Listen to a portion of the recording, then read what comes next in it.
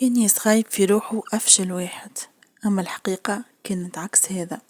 فما وليد اسمه نادر كان ديما يقارن روحه بصحابه، واحد يقرأ خير، واحد يلعب خير، واحد عنده متابعين أكثر. كل مرة يقول أنا ما نعمل حتى شيء مزيان. نهار الأستاذ عطاهم نشاط، قالهم كل واحد يوري شنو ينجم يعمل. صحابه قدموا، واحد رسم، واحد غنى، واحد حكى قصة. نادر ما كانش عارف شنو هو يعمل، لكن قرر يحكي حكاية بسيطة من مخه.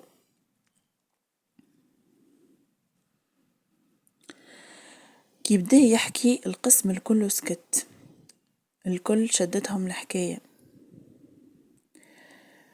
حتى الأستاذ قال له عندك موهبة كبيرة في السرد.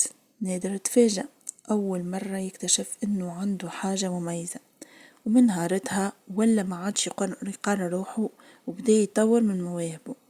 العبرة من الحكاية كل واحد فينا عنده حاجة مميزة، لكن المقارنة تخلي الواحد ما يشوفش قيمته.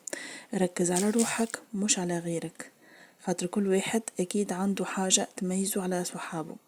إن شاء الله تكون عجبتكم الحكاية، وما تنسيوش باش تعموني بالاشتراك في القناة، ونتقابلوا في حكاية جديدة إن شاء الله. بسلامة.